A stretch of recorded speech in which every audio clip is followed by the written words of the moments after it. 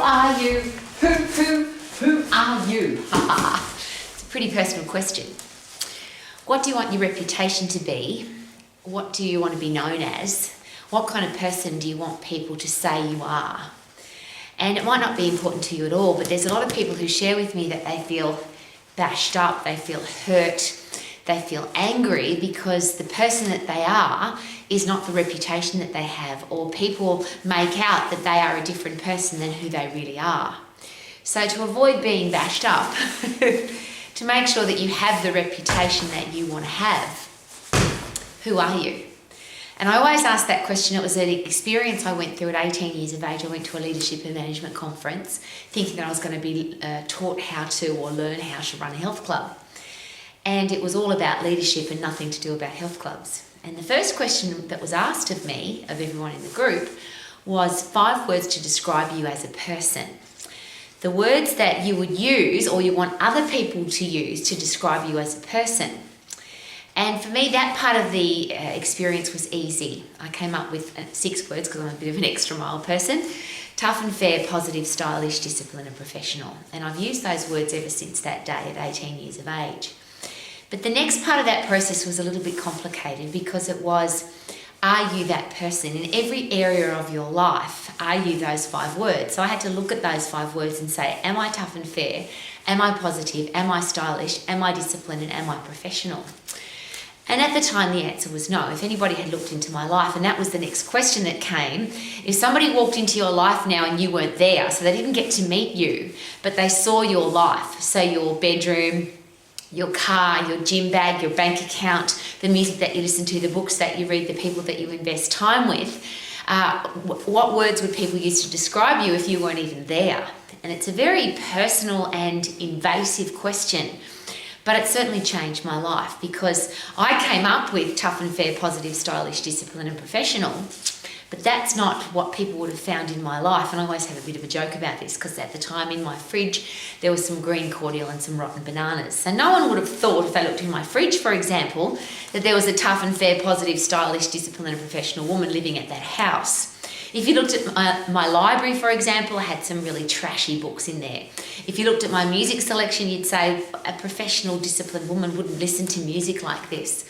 So I had some things to change. And that's my personal question for everybody that comes into my life. If you want to be known as a certain person, so if you've got a CV resume, if you're a leader, if you're a parent, a teacher, a coach, and people are talking about you behind your back, what would you like them to say about you? And I'm going to give you one of my favourites that's ever happened to me, and I would love this for all parents. I don't have any children, but this was a very special moment for me. I met a little boy, and I didn't know his father. He was playing in the gym, and I said to him, tell me about you, and we had a little chat, and I said, tell me who's your hero? And he said, my dad. My dad is a musician and he sings to people and they love the way he sings. My dad plays soccer and I love soccer players and my dad's really good at it. And my dad goes to the gym and he's really strong. My dad's my hero. And I thought, I've never met the man, but I want to meet the man because I'm living through his own son, the kind of man that he is. So there's my first question. The people that you love and care about, how do you want them to describe you? And do you want to be their hero? Do you want them to not just love you? Because for a lot of people, loving your family is almost like a duty, a responsibility. You have to do that. So the word I'm not asking here is love, it's respect. Do the people in your life respect you because you do what you say you're going to do is probably a great question. Do you live the example of whatever you're teaching, telling, preaching to people in your life? And they're the 4 areas of ROMAX, the 4 areas of the Max International Colleges that I'm really aware of because I'm teaching, preaching, talking about every day, being healthy, fit and strong, having a career or business that you love, being financially free and having great people in your life. And I couldn't look at myself in the mirror at the end of the day if I wasn't living all 4 of those. And the reason they came about is that I wanted those for my life. So when I was, for me it was 13 years of age, I wanted to have those things in my life, all of my life. I went looking for people that had them and I couldn't find any.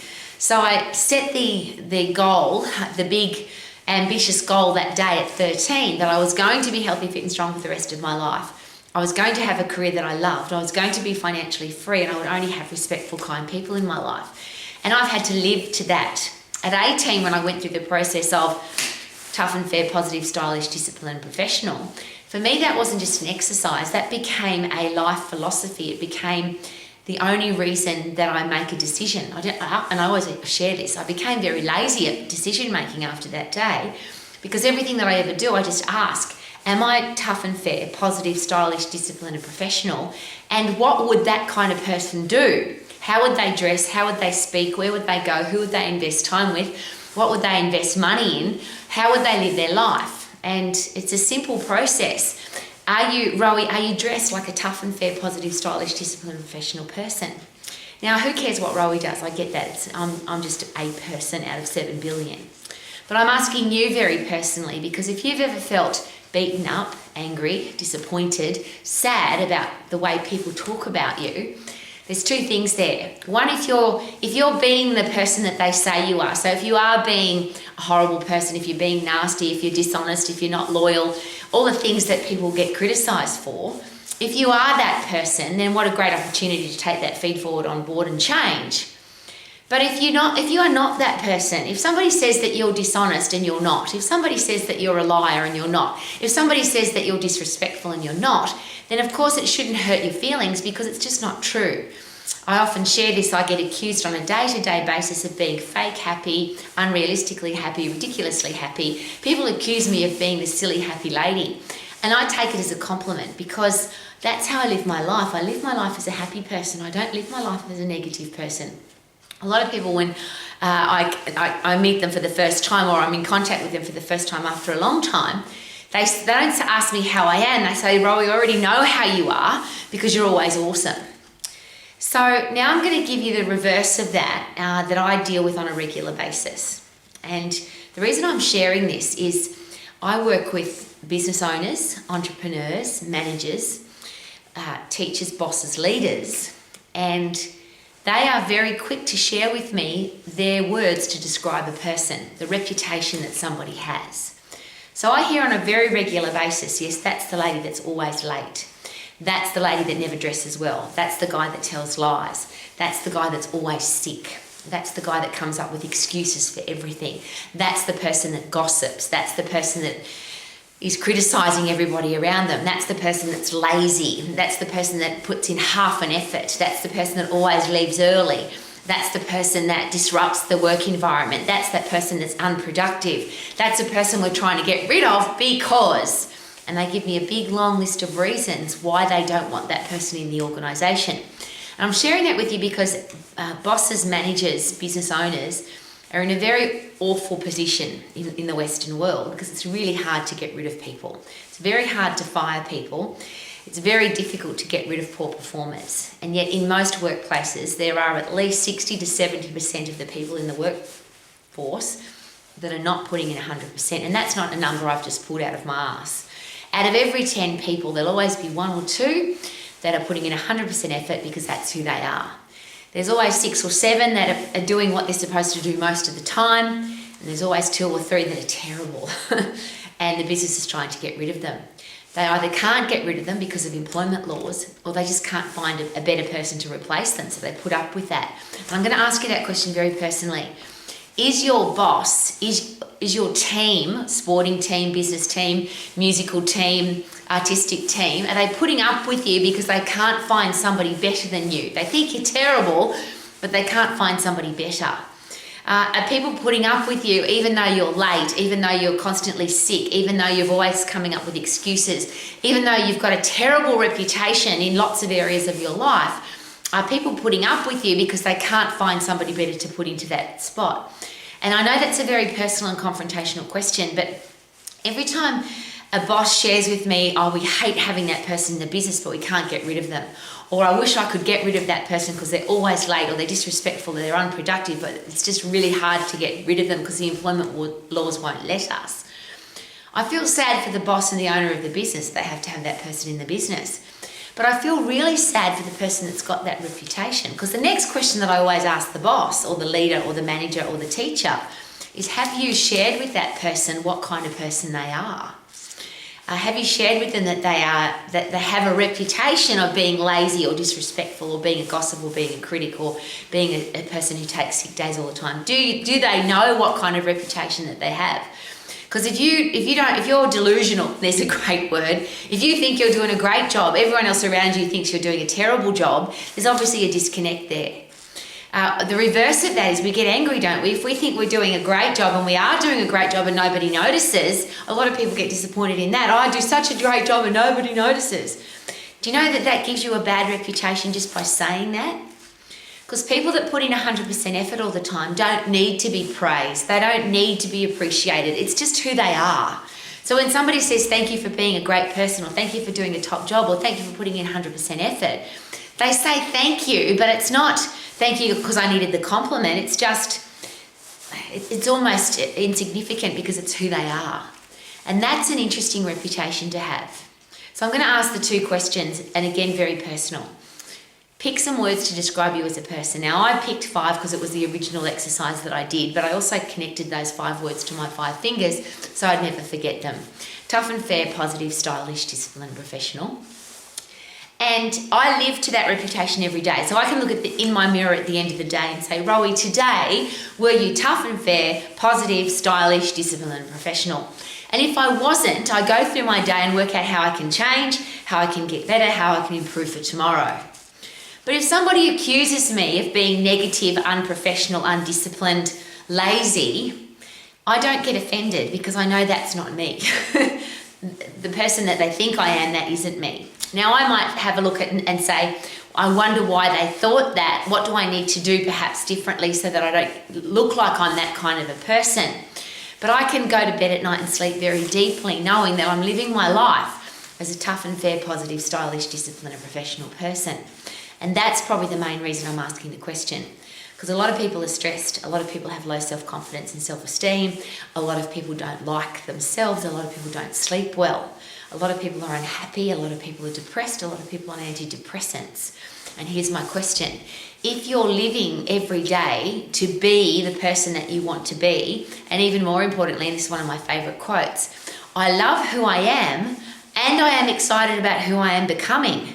So I'm not going to settle for who I am now. I'm excited about I'm growing and learning and educating and training and getting better every day. Today I love who I am and I am excited about who I am becoming. And is it possible that if you live your life like that, it's impossible to be unhappy? If you wake up every day with a purpose to live your life today better than yesterday. Yesterday was awesome, but today's going to be even better and tomorrow's going to be even better. It's a different headspace. It's a different way to live. So if you aren't happy with your reputation or you don't, here's a better question. If you don't know what your reputation is with the people around you, bloody ask them. If you get given some cold hard facts, we think you're lazy because, and don't just take you think I'm lazy. I need you to give me specific reasons why you think I'm lazy. You think I'm dishonest, please give me specific reasons where I've been, or specific areas where I've been dishonest so I can fix it. You think that I'm constantly having sick days. Please share with me when you thought that I wasn't sick, because I don't want to have that reputation. And there's some really honest conversations that most people will never have. I share this information with everybody that comes into my life. And no one's ever come back to me and said, Rowie, I've been to the people that have been nasty to me and asked them why they're nasty to me and to give me specific reasons. And I give you a really fun response to people criticising me. If somebody calls me an idiot, and these days people don't, but I've lived on the planet a very long time where people used to come to your face and call you names and be nasty to you. If somebody said to me, Rowie, you're an idiot, I would say specifically share with me where I have showed that I am idiotic so I don't do that again. And I look them in the eye and smile. You've shared with me that you don't like me. What have I done that's made you feel that way? And I may or may not change because obviously you can't please all of the people all of the time, and trying to run around trying to please everybody is craziness. The reason I'm asking the question is when you go to bed at night and you have to look in your mirror, if you do, and you look yourself in the eye, so you've got to sleep with yourself. You've got to think inside your own head. You've got to be with you. Everything that's ever happened to you in your life, every meal you've ever eaten, every exercise session you have or haven't done, every place you've been, you've always been there. So it's very easy to blame other people, and that's a really poor reputation, isn't it? Oh, that's the woman that always blames other people for what goes on. She's always got a reason why she can't. She blames and justifies and makes excuses. See, I get sad for that reputation. I wish for nobody to have a bad reputation.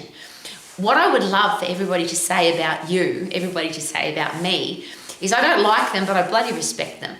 I don't agree with her, but I bloody respect her right to have an opinion and that she lives and breathes what she talks about. Hypocrisy is a really ugly thing, isn't it? Where you tell somebody to do something and then you do something else. You preach, teach and tell, but you don't live your life that way. I think that's a horrible reputation. But if whatever you stand for, whatever you would die for, whatever you believe in, whatever your core values are, if you live and breathe those every day, people might not like you, they might not agree with you, but they bloody respect you. And if they don't, who cares?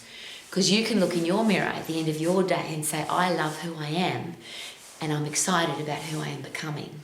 I'd love everybody to be happy and healthy, have a career or business that they love, be financially free and have great people in their life. That's my goal. Now that's ridiculous because I can't set goals for other people. But what I do know is that when you live your life like that, it's very easy to be happy and healthy every day. I feel good, because I'm happy and healthy and I love my life. Woo hoo hoo hoo. Ha ha.